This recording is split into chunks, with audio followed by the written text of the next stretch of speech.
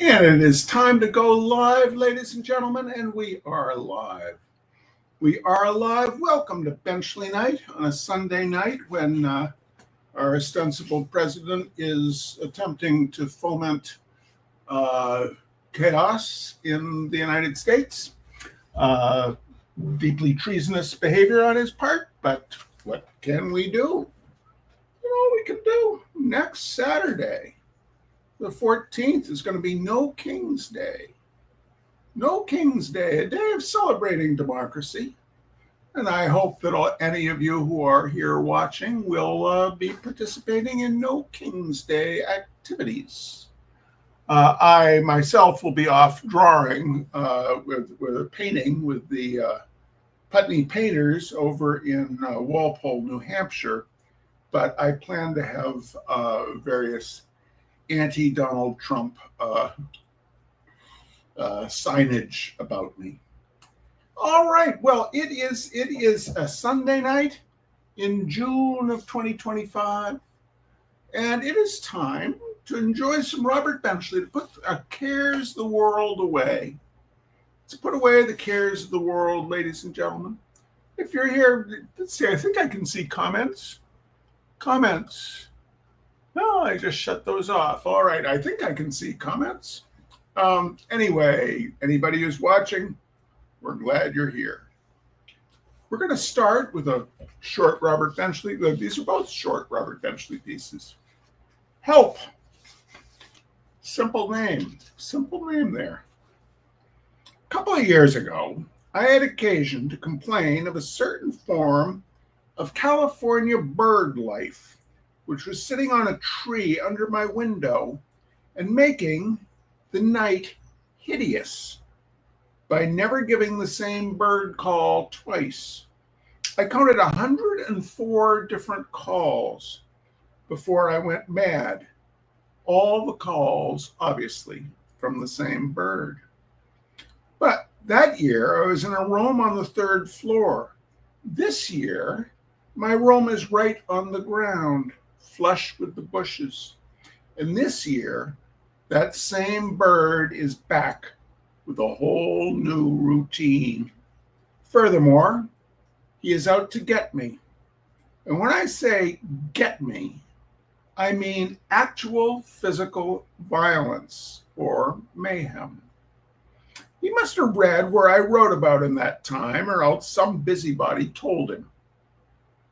At any rate, he has a definite grudge in mind and has a campaign mapped out whereby he can get me down.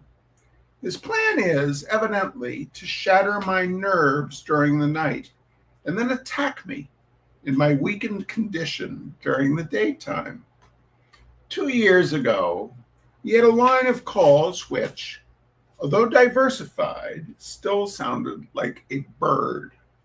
This year, he has gone in for Vox Humana numbers. He crowds in against the screen and moans. Sometimes he giggles. Sometimes he simply says in a low voice, "Wait till I get you outside."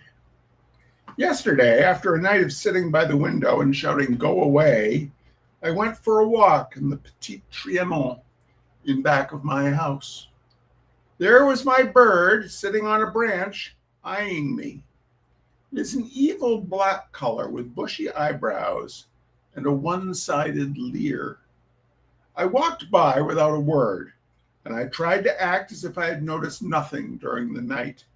But no sooner was my back to him than I heard the whir of wings and felt a heavy body brush by my collar on its way through the air. I ducked, and he banked sharply to the right, circling my head, and grazed my other shoulder. I broke into a dignified leap, and I ran back into the house. I can see him now. He's sitting out there on the tree, biding his time. All last night, there was a new note of triumph in his program. He has broken my morale, and he knows it. What I want to know is, can I call the police and ask for an escort? Or has a taxpayer no rights whatsoever? Did next piece, ladies and gentlemen, is called Nature's Prizes. As some Frenchman has said, translating its sight into English as he wrote, each one to his taste, but with all things with all the things there are to go out after in the world, I think that Dr. Ditmars is going after the least attractive. At least they would be to me. Dr. Ditmars is head of the Bronx Zoo, and he is going on an expedition to the Caribbean Sea. And believe it or not, he is hoping and praying that he comes back with the following treasures. One Suriname toad, which, according to Dr. Ditmars, quotes, looks as if an elephant had stepped on it and has small beady eyes like pinpoints. This is all right, I suppose, as long as Dr. Ditmars thinks he wants it. One giant horned frog, which attains a length of more than 10 inches. Quote, it is a bright green, has long yellow horns, barks like a dog, and can inflict a very severe bite. It is apt to jump at you and bite you with no warning whatsoever. End quote. Not at me, Dr. Ditmars, not at me. He could not jump that far. One tropical spider, or Grammostola longumacana, which is 3 times as large as the common tarantula. In addition to being very active, this spider is also very poisonous, and its bite may have a fatal result. One tree frog of the harlequin family, highly colored, quote, their skins exude a poison which is used by Indians in northeastern South America to tip their arrows. The venom is said to be as deadly as strychnine if it enters the bloodstream and is fatal within 10 minutes, end quote. Now, Dr. Ditmars' aim is not to keep as far away from these pets as possible, but to actually go out and get them. He wants to bring them back to the Bronx Zoo, although so far no residents of the Bronx have issued any statements in the matter. It looks like a good year. It looks like a good year for house screens in the Bronx. The only one of Dr. Ditmars' quarries which could hold my attention at all is the Suriname toad, quote, which looks as if an elephant had stepped on it. I'd rather like to look at that and then look right away again. The Suriname toad also has quite a cute trick in disposing of its eggs. All this is, of course, according to Dr. Ditmars. It comes like a bolt out of the blue to me. The female lays the eggs in the water, each egg floating by itself. The male then takes them one by one in his flipper and embeds them into the back of the female, where a rotating membrane immediately forms. The young frogs remain on this refuge until they can take care of themselves. More than 200 eggs have been found on the back of a single female. Well, as that same Frenchman said, each one to his taste. I could not go for that sort of thing myself, but then I couldn't go for any of the others of Dr. Ditmars' hobbies. Now, ladies and gentlemen, it's still only 7:55, and I promised you 15 minutes of putting away the cares of the world. So let's have a third little Benchley. I've read this one before, I know, and I enjoy it. Let's see who's there. Jim Frisk, back from his peripatetic journeyings. Let's see, he joined late, just got back from the Vermont Dairy Festival in Enosburg Falls. How was the Vermont Dairy Festival? Were there jerseys there? I hope there were jerseys there. They're my favorite cows. So even up close, jerseys, which are very, very cute cows, are really huge up close. Cows are big, ladies and gentlemen. Cows are big. Our Noisy Ghosts by Robert Benchley. In an ill-advised moment last night, I began reading an article called 3 Months in a Haunted House. I merely wanted to find out why anyone would stay in for 3 months in a haunted house, or 3 minutes for that matter. We are supposedly free agents. The whole thing ended by my putting on my clothes and going over to spend the rest of the night in the waiting room of Grand Central Terminal. Even over there, I had to, even over there, I had to ask the man to put on a few more lights. They start cutting down on electricity about 3 a.m., and it gets a little bit gloomy. While I was tagging along at the heels of the very nice cleaning men from one side of the room to the other, I got to thinking in a more or less sane manner about the difference between modern ghosts and those which haunt castles in Europe or drift up and down deserted wings of large estates in Scotland. Modern ghosts are too rowdy. At just what age does a ghost stop being noisy and throwing things and settle down to dignified haunting?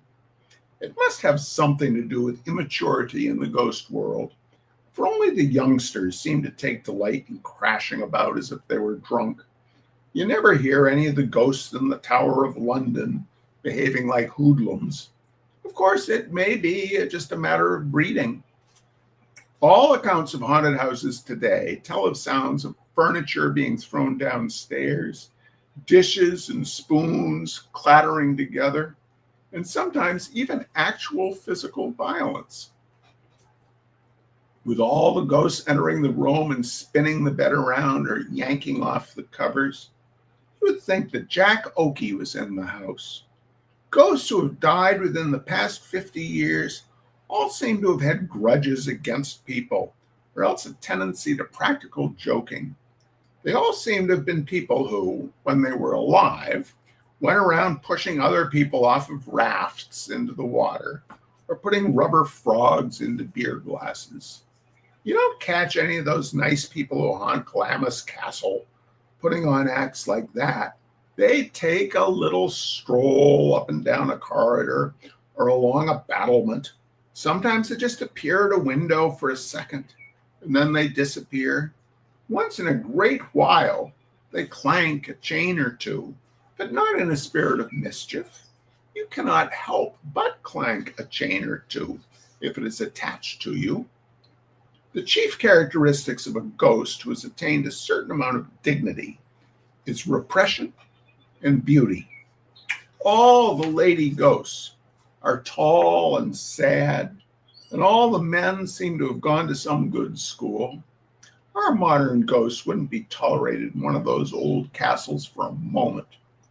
And you'll notice that the 20th century tin pan throwers and bed bouncers never show themselves. If we could see them, I bet they wear turtleneck sweaters and caps. They probably know that once they let anyone catch sight of them, they will be so unimpressive that their ghost racket will be spoiled for them, and they will be kicked out into the yard. Maybe I've gone a little too far.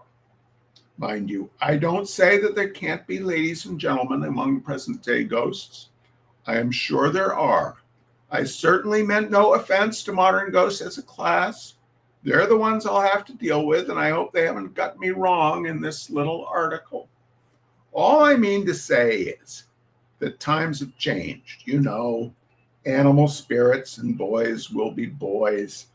I was really only kidding anyway. All right, ladies and gentlemen. All right. That is 3 Robert Benchleys. And we have our huge number of people to thank, which I am not going to read once again. And I still haven't made the crawl that I promised to. But look at this here. All the people who support this channel, ladies and gentlemen. Our high-tech crawl right there. Thank you all so much. In the last month, we have donated $250 to Windham County Humane Society, $250 to community, I guess $200 is $200. It's $200 to Windham County Humane Society, $200 to to Community Asylum Seekers Project, trying to keep the refugee families in our area of Vermont safe and protected. We have donated to the Miss Bella's Falls Diner Project. We're just donating fools. I come from a long line of donating fools. My parents were donating fools. My parents' siblings were donating fools. My Uncle Converse, who was a Presbyterian minister first in Irondequoit, New York, and then later, I guess he went to Pittsburgh, because they all ended up in Pittsburgh. And out in Pittsburgh is one of his sons, who's one of the, well, his son and his wife and his son, my very, very, very tall cousin, and my very, very, very tall cousin's wife, Elise, and their wee little dog, Ginger, are the most loyal supporters of this channel, even going so far as to provide the unidentified ungulate in a can. You all take good care out there, ladies and gentlemen. You all take good care. Keep resisting. See you on the 14th out on the streets. Man the barricades. And we'll see you next time. Take care. Bye-bye.